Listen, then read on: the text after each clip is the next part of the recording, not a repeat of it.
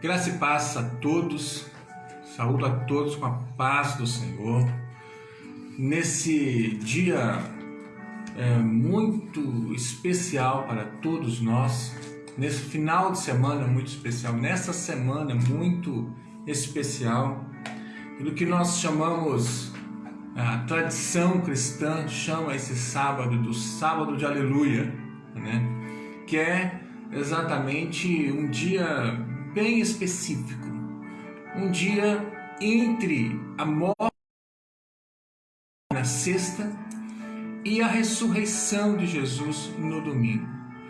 Então, podemos dizer assim, é um tempo de espera, um tempo de espera quase que angustiante, mas também um tempo de fé, né? Porque, especialmente pensando naqueles discípulos, lembrando da realidade que eles vivenciaram de uma forma tão forte como foi aquele momento lá da crucificação, e depois imaginar que somente no domingo aconteceu a notícia da ressurreição. Eu imagino que foi um sábado assim de muita reflexão, muita introspecção. Daí o que nós vamos fazer agora? Qual vai ser a nossa atitude a partir de agora, né? E hoje nós trouxemos uma palavra que de alguma forma quer refletir um pouquinho sobre exatamente isso, sobre o sacrifício de Jesus na cruz. O que significa? O que significa? Não pensando ainda na ressurreição, mas pensando especificamente na morte de Jesus na cruz do Calvário. É sobre isso que nós queremos refletir hoje, mas antes, inclusive, queridos, eu gostaria de mais uma vez, como sempre tenho feito, estar convidando a você a estar participando deste momento, não somente como um momento como se você estivesse participando ou vendo um programa de televisão ou um vídeo no YouTube, alguma coisa assim. Mais uma vez, eu quero desafiar-lhe a estar participando deste momento de uma forma que você tenha clareza que estamos em um culto onde se prega a palavra, um culto onde se clama, se busca o Senhor, um culto onde se sente a presença do Senhor, o toque do Espírito Santo, porque o que nós cremos, que o mesmo Deus que age de uma forma especial, de uma forma maravilhosa nos nossos cultos, esse mesmo Deus está conosco aqui nas nossas casas, está aqui na minha casa, está aí também na sua casa, onde a palavra do Senhor nos diz um dos momentos lá da grande comissão, Jesus dizendo: e eis que estou convosco todos os dias até a consumação dos séculos. Todos os dias significa em todos os lugares, porque é onde nós estivermos. Então, se estamos nas nossas casas, Deus está aqui e a ação do Espírito Santo está aqui. E nós podemos ser tocados, podemos ser quebrantados, podemos sentir a presença de Deus de uma forma poderosa aqui também nas nossas casas. Eu aqui na minha casa, você aí na sua casa, em nome de Jesus. Então, participe deste momento com entusiasmo, com alegria no seu coração, por ter o privilégio de todos os dias estarmos recebendo uma porção nova da palavra do Senhor. Uma porção nova do alimento que desce do céu, do alimento que vem diretamente do trono de Deus e que nos renova, que nos fortalece, que nos dá ânimo para continuar a nossa caminhada. Quero convidá-lo, querido, a estar participando deste momento dessa forma. Também chame a sua família para estar junto com você, ao redor do celular, ao redor do computador, ao redor da televisão. Chame para estar junto com você. Participe deste momento, um momento de culto, um momento de palavra e de clamor para a glória do Senhor. Amém? A palavra do Senhor, nessa noite que eu quero compartilhar com vocês se encontra na primeira carta do apóstolo Paulo aos Coríntios, no capítulo 1. A princípio leremos do versículo 22 ao versículo 24, mas eu citarei também o 18 e o 21. Diz assim o versículo 22: porque tanto os judeus pedem sinais, como os gregos buscam sabedoria, mas nós pregamos a Cristo crucificado, escândalo para os judeus e loucura para os gentios. Mas para os que foram chamados, tanto judeus como gregos, pregamos a Cristo, poder de Deus e sabedoria de Deus. Amém, queridos? Glória seja dada ao nome do Senhor. Quero falar um pouquinho. Ontem nós ministramos sobre as palavras que foram emitidas por Jesus ali no momento da cruz. E eu quero falar um pouquinho sobre o significado da cruz para aquele povo e para a nossa realidade hoje. Sobre a mensagem de fato que a cruz deixa para todos nós, não é? Alguns, hoje em dia, têm até medo da cruz. Algumas determinadas religiões ou determinadas denominações, por exemplo, não gostam de colocar a cruz no altar ou se identificar com a cruz ou coisa assim. Outros têm medo da cruz, né? Como se a cruz tivesse o efeito que tem para o Drácula, por exemplo, o personagem lá que tem medo da cruz ou coisa desse tipo. Nós não temos que ter medo da cruz. A cruz traz uma mensagem poderosa, uma mensagem maravilhosa para todos nós. Aqueles que não entendem, aqueles que não conseguem perceber a profundidade, nós entendemos. Mas para nós que somos servos de Deus, que estamos na presença de Deus, nós temos que ter clareza da bênção que é a cruz. Quando nós pensamos um pouquinho naquilo que foi pregado ontem, sobre os pregos nas mãos, os pés, a coroa de espinhos, a vergonha, o sofrimento, aquele negócio todo, particularmente é difícil mesmo de entender. Como assim? Como assim aquele moço que morreu lá naquela cruz tem esse poder, ou aquela morte daquele moço tem esse poder de salvar a nós, e não somente a nós, de salvar a humanidade inteira? Como isso é possível? De que maneira isso é possível? Por isso que o apóstolo Paulo começa esse texto lá no versículo 18 dizendo assim: certamente a palavra da cruz é loucura para aqueles que se perdem. De fato é isso, querido. Não é possível, não é compreensível, não é nada razoável normalmente a gente entender esse negócio de que aquela pessoa que morreu lá crucificado há 2000 anos atrás, a morte daquele moço tem poder de nos dar salvação, de nos dar vida eterna, a nossa esperança e tudo mais, não é? Mas, queridos, o apóstolo Paulo diz não somente isso nesse texto, que de fato é loucura mesmo, que de fato é um negócio incompreensível, que de fato não é nada razoável entender racionalmente que a cruz tem poder para mudar a nossa história. Não a cruz, mas a morte de Jesus na cruz tem poder para nos dar vida eterna e coisa assim. Enfim, por isso que o texto lá que Paulo então diz, porque tanto os judeus pedem sinais, como os gregos buscam sabedoria. Na falta do entendimento, na falta de clareza, na falta da revelação de qual é o verdadeiro significado do sacrifício de Jesus na cruz do Calvário, aqui Paulo dá pelo menos duas possibilidades. Primeiro, quando ele diz aqui, porque os judeus pedem sinais.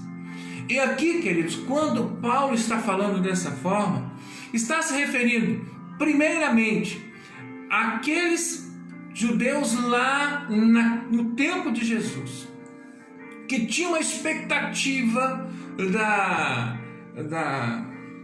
do Messias, da chegada do Messias prometido, e que já tinham visto Jesus fazendo milagres, que já tinham visto Jesus operando coisas maravilhosas. Possível que alguns destes tenham visto a ressurreição de Lázaro. É possível que alguns daqueles que viram a crucificação tenham visto a cura dos cegos, de leprosos, do filho da viúva de Naim, e tantos outros, porque havia uma multidão ali em Jerusalém, era a festa da Páscoa. Então, era muito possível que dentre aqueles que estavam lá, vendo a crucificação, poderiam estar esperando que houvesse uma intervenção sobrenatural de Jesus, porque eles esperavam um sinal, ou sinais, que um milagre, que Jesus mais uma vez operasse algum tipo de milagre. O que me remete, irmãos e irmãs, à nossa realidade, quando nós lembramos que quantas pessoas começam a frequentar uma igreja, começam, entre aspas, a seguir a Jesus, porque estão esperando um milagre de Jesus.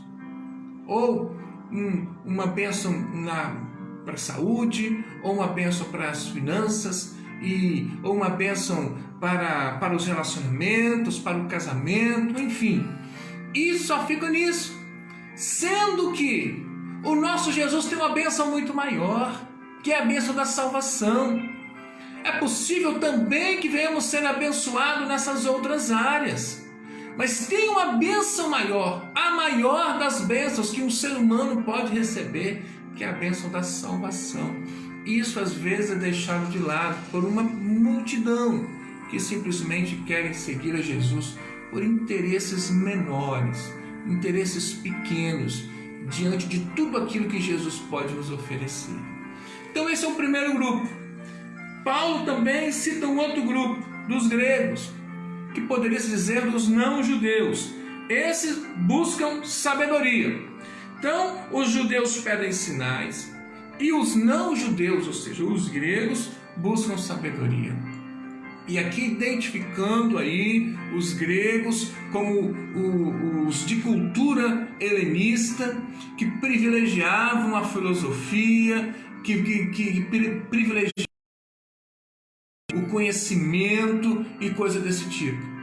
Queridos, não tem nenhum problema nós valorizarmos a razão. Aliás, o próprio João Wesley dizia, né, lá, e a teologia wesleyana diz sobre o quadrilátero wesleyano, uma das formas da revelação de Deus é exatamente a razão.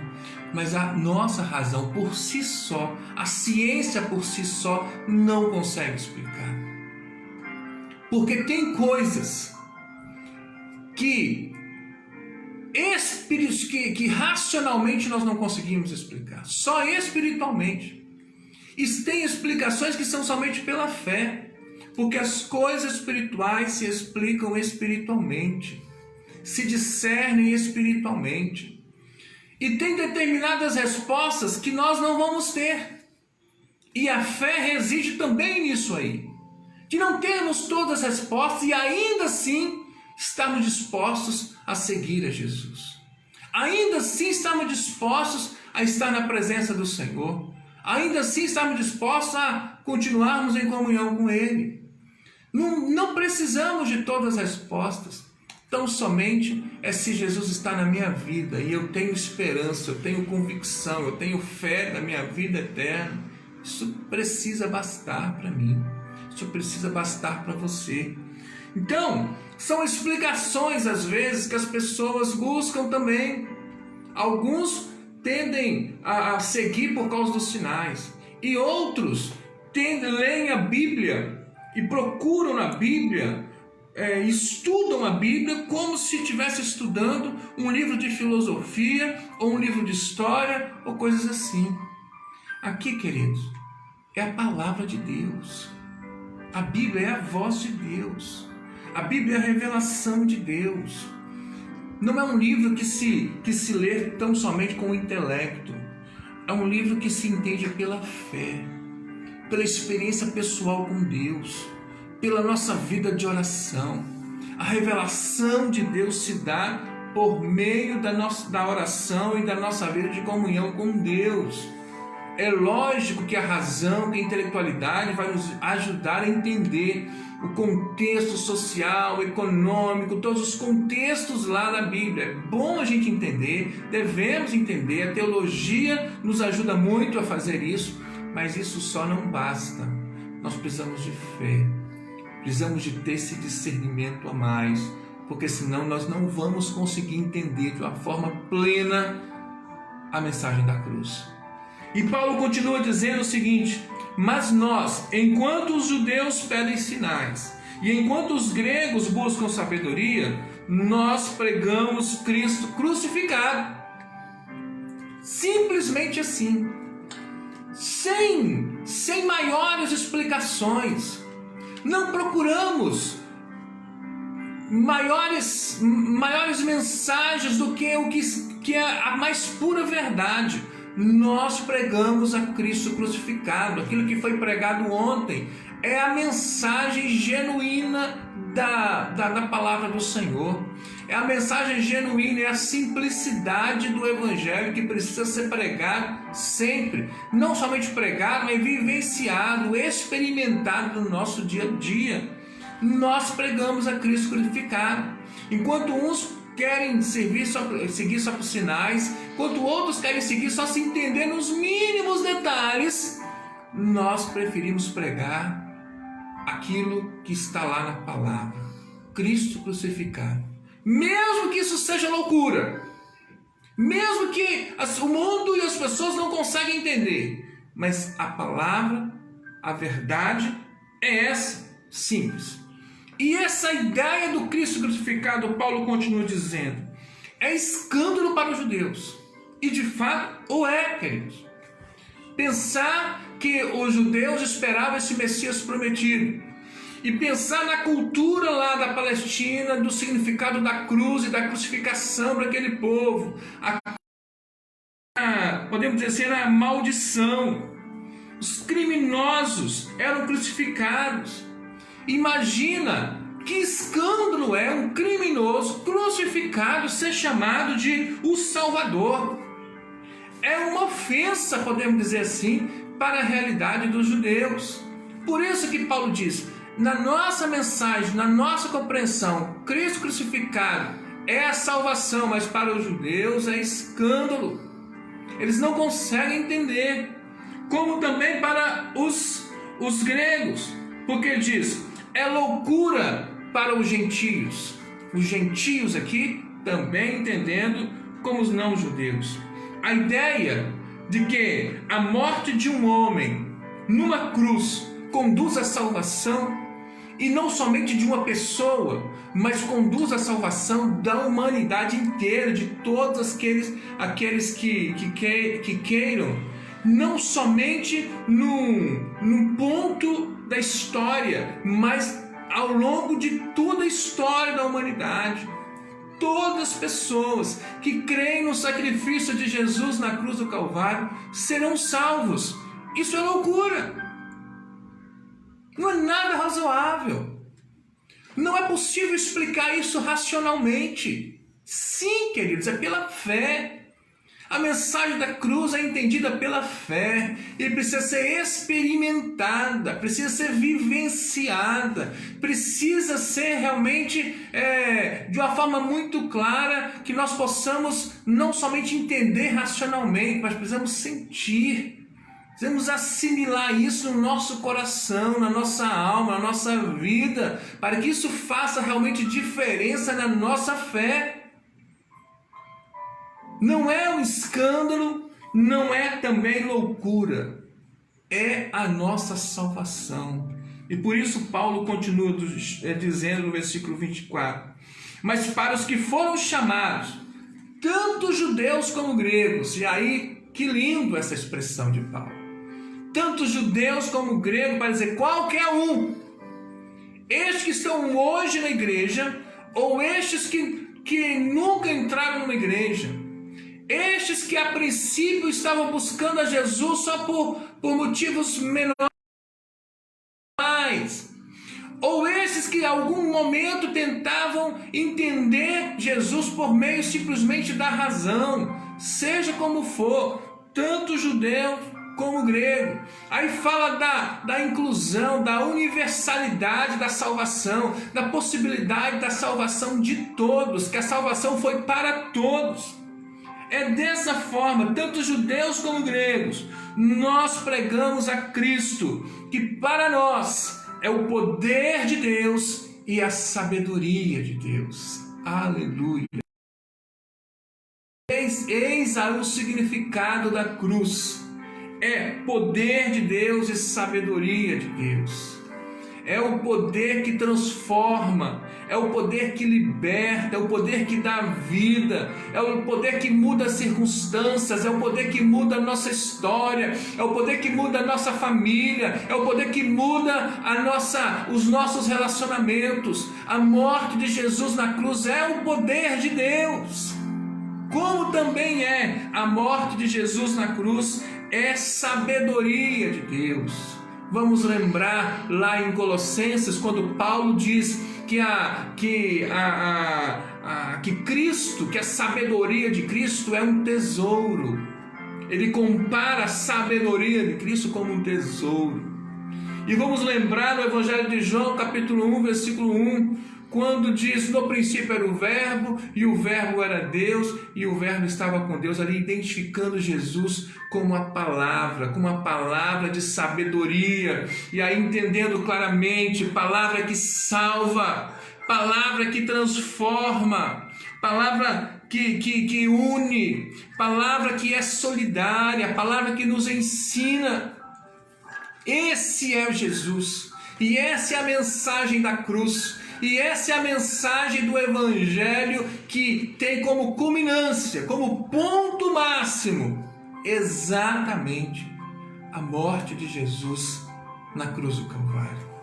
Amém, querido? Nós precisamos entender essa verdade. Nós precisamos ter muita clareza na nossa mente, no nosso coração, de qual o maravilhoso significado que a cruz, que a morte da cruz, que a morte de Jesus na cruz assume para nós como cristãos, como servos de Deus, como discípulos de Jesus. Ali é o poder de Deus se manifestando de uma forma poderosa. Ali é a sabedoria de Deus, é a palavra de Deus sendo revelada. Esse tesouro precioso que se manifesta de uma forma plena e nos dá salvação.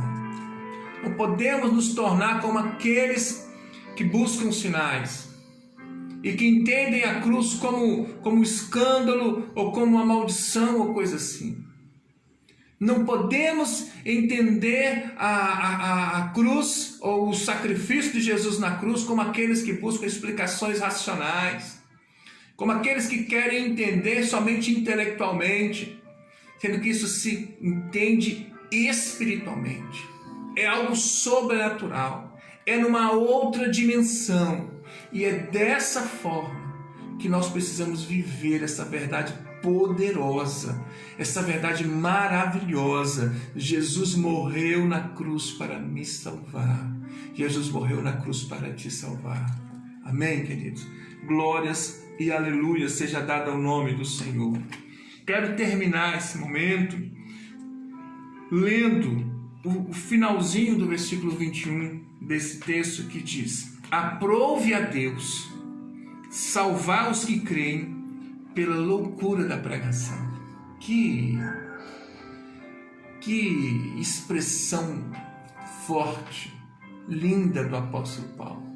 Aprove, ou seja, quis Deus, foi da vontade de Deus, é da vontade de Deus salvar a todos aqueles que abram o seu coração, todos aqueles que creem no Evangelho, pela loucura da pregação, por essa pregação nada razoável, que não se entende pela razão, mas que entende pela fé, por causa do amor incomparável, incondicional do nosso Deus por nós, que se entende pelo toque do Espírito Santo, por um quebrantamento inexplicável que nos faz tomar decisões, que quase nos impulsiona, nos leva, nos move em direção a Jesus. Queridos, ouça essa palavra, acolha essa palavra, entenda essa palavra, viva plenamente essa palavra. Se ontem nós pregamos sobre as palavras da cruz, hoje o entendimento é da mensagem da cruz, é da revelação da cruz para as nossas vidas, para a nossa realidade, para o nosso dia a dia. Amém, queridos? Vamos estar orando ao Senhor, vamos estar clamando ao Senhor em nome de Jesus. Vamos os nossos pedidos de oração. Hoje nós queremos lembrar dos familiares do Cláudio. Infelizmente, Cláudio faleceu hoje. Um pedido que o Naldo sempre estava fazendo. Infelizmente faleceu. Vamos estar orando para que o Espírito Santo console e conforte os corações dessa família e dos amigos, né? Na verdade, trata-se de alguém que descansou. Nós sabemos de todo o sofrimento que ele já tinha tendo já há vários dias, e que Deus possa consolar toda a família. Vamos continuar orando em favor da nossa irmã Natália, que está no isolamento dentro da própria casa. Vamos continuar orando pelo irmão Quirino, que está hospitalizado. Vamos continuar orando pela Maria Cristina, pela Cris e por todos que estão internados nas UTIs, conforme nós temos. Feche os seus olhos, vamos orar ao Senhor. Pai de amor, nós agradecemos a Ti, Pai, primeiramente por esta palavra, e como temos feito sempre, nós queremos responder essa palavra Te glorificando, Senhor, Te exaltando, dando glórias, aleluias ao Cordeiro de Deus, que morreu naquela cruz, que foi sacrificado. A Ele toda a honra, toda a glória, todo louvor. Tu és bendito e Rei dos reis e Senhor dos senhores, Jesus Cristo. Nós o reconhecemos como nosso Senhor e o nosso Salvador. Nossa Deus, também clamamos a Ti por todas as pessoas, Senhor Deus, que estão hospitalizadas. Lembramos da irmã Natália, lembramos, Senhor Deus, da glória do irmão Quirino, lembramos, Senhor Deus, da glória da Maria Cristina, da Cris, lembramos, Senhor Deus, das pessoas que estão nas UTIs. Pai, nós clamamos ao Senhor por estes, Senhor Deus, que estão isolados, Senhor Deus, já foram diagnosticados com coronavírus, mas estão isolados dentro de casa. Abençoa-os, proteja-os, cura-os. Senhor Deus, libera uma palavra abençoadora sobre os nossos governantes, em nome de Jesus. Dê-lhes sabedoria, capacite-os, Pai, para conduzir, Senhor Deus, a essas questões, Senhor Deus, sempre orientados, direcionados pelo Senhor. Nós clamamos a Ti, Senhor, abençoa também, Pai querido, aquelas pessoas que saem de casa todos os dias, Senhor Deus, e que estão sendo expostas, Senhor Deus, a contaminações. Nós clamamos, abençoa todos estes profissionais, aqueles também que moram nas ruas, clamamos a Ti, proteja-os, abençoa-os. Clamamos pelos cientistas, temos boas notícias, Senhor Deus, que tem tido avanços com novos remédios, novos medicamentos, na possibilidade de uma vacina. Senhor, nós Te louvamos e pedimos, Senhor Deus, oriente os cientistas que estão trabalhando, Senhor Deus, arduamente nessa tarefa. Clamamos também, Senhor Deus, pelos nossos idosos, Pai. Pai, proteja aqueles, Senhor Deus, que têm algumas outras comorbidades, Senhor Deus. Nós clamamos, proteja-os, Pai, em nome de Jesus, e dê sabedoria, dê prudência aos jovens, Senhor Deus, que às vezes têm saído de casa, Senhor Deus, por misericórdia. Dê sabedoria e prudência a eles, Pai, em nome de Jesus. Muito obrigado por este tempo, Senhor Deus, de pregação da Tua palavra. Nós louvamos ao Senhor por tudo. Oramos em nome de Jesus. Amém. Vamos à sessão abraços, né? Algumas pessoas aqui estão aqui junto ao vivo, né? A Carmen, Paulo Barbosa, Miriam, Alexandre Bianchi, Adriana, né? Nossa amiga lá em Mato Grosso. Um abração para você, Adriana. Bom que você está sempre conosco. Queremos ver você aqui em Vitória o mais rápido possível, né? Você, marido, filho, Leni, Alexandre, Sheila, Maria Luísa, Tiago Martins, Rosângela, Alba e Obedias, Fábio e Tereza, Eliana, Antônio Monteiro, um abraço para o Antônio, Genivaldo, Thalita, Sônia, Giovana, Valdiceia, a Fatinha, nossa querida amiga Fatinha, lá de Valadares, bairro São Pedro, Fátima Bonini, né, Fatinha, Natália Santana, Gleice Romualdo, Marluce, Elias Lubac, Marislene, Gisele, Leodite, José Carlos, Ildeci, Carlos, Felipe do Carmo. Eu estou mandando um abraço para todo mundo, e a Edilane também, que está aqui atrás aqui do celular, também está mandando um abraço para todos. E nós, eu, Edilane, todos nós que da nossa família estamos com muita saudade. Rolando um vídeo muito bonitinho aí falando a respeito do abraço. Nós queremos também externar a nossa vontade mesmo de dar um abraço caloroso em todos vocês. Vamos ter essa oportunidade, tenho certeza disso. Antes que a gente espera, eu creio que o Senhor está agindo, o Senhor está trabalhando em favor, não somente em nosso favor, não somente em favor da igreja, mas em favor da humanidade inteira. Eu creio nisso, amém? Nós queremos renovar o nosso convite para poder estar conosco amanhã. Amanhã, na nossa escola dominical, teremos, assim como foi feito no domingo passado, a Alexandre ministrando louvor e o Alexandre pai ministrando a palavra. Vai ser bênção demais, assim como foi domingo passado. Eu quero enfatizar essa programação amanhã, neste mesmo espaço, às 9 horas da manhã. E à noite, às 19 horas, teremos um momento especial de culto, como temos falado sempre, é um culto, né? E é o culto da Páscoa. Celebraremos a Páscoa na nossa casa, uma Páscoa diferente, mas que sejamos realmente servos do Senhor, entendamos cada vez mais a bênção que é participar, que é celebrar a Páscoa em família. Deus está nos dando essa nova oportunidade. Como eu tenho falado a respeito do desafio, que você tire uma foto de você com a sua família, reunido aí em torno da mesa, no almoço, no café, com cartaz, alguma coisa. Tire uma foto, mande pra gente, nós vamos estar postando nas redes sociais. Tenho certeza que vai ser bênção. Faça como a maninha lá de Linhares já fez, né? E vai ser bênção com certeza. a gente está compartilhando esses momentos de Páscoa em família, tá bom? Um abraço a todos, Deus abençoe a todos, fiquem com Deus.